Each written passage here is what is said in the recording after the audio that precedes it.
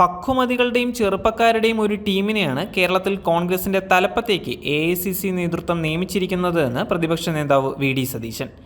ഈ ടീം UDFിന്റെ ഐതിഹാസികമായ തിരിച്ചുവരവിന് നേതൃത്വം നൽകും.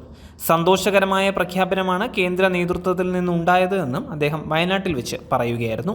കണ്ണൂർ ജില്ലാ കോൺഗ്രസ് കമ്മിറ്റി അധ്യക്ഷനും 3ാം തവണയും MLA ആയും തുടരുന്ന നേതാവാണ് സണ്ണി ജോസഫ്.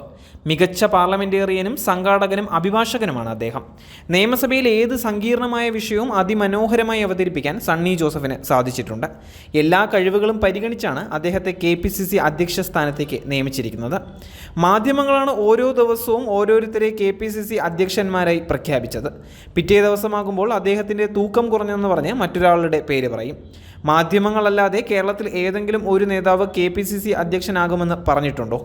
ആന്റണി ഉൾപ്പെടെ നിരവധി പേരെ പരിഗണിച്ചിട്ടുണ്ട്. KPCC അധ്യക്ഷൻ മാറുമ്പോൾ പഴയ കമ്മിറ്റി പൂർണ്ണമായി മാറും. സെക്രട്ടറിമാർ മാറണമോ എന്ന് കൂട്ടായി തീരുമാനിക്കും. എല്ലാ നേതാക്കളുമായി കൂടി ആലോചിച്ചതിന് ശേഷമാണ് പുതിയ തീരുമാനം വന്നിരിക്കുന്നത്. ഒരു സഭയും ആരുടെ പേരും പറഞ്ഞിട്ടുമില്ല. പതിവ് പോലുള്ള സോഷ്യൽ ബാലൻസിങ് ഇത്തവണയും ഉണ്ടായിട്ടുണ്ട്. കോൺഗ്രസ് മറ്റ് രാഷ്ട്രീയ പാർട്ടികളെ പോലെയല്ല.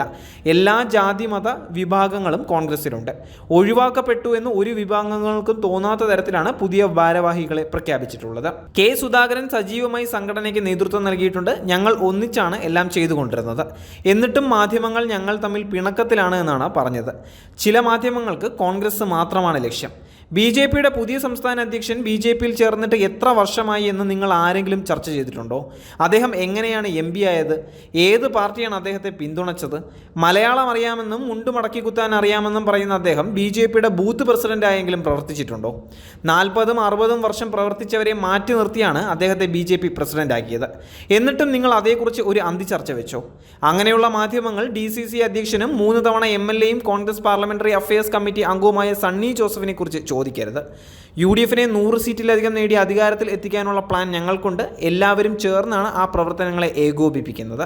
ചെറുപ്പക്കാരികളും ഉൾപ്പെടെയുള്ള മിടുക്കരുടെ ഒരു നിരയും കോൺഗ്രസിനുണ്ട് എന്ന് VD സതീശൻ പറയുകയാണ്.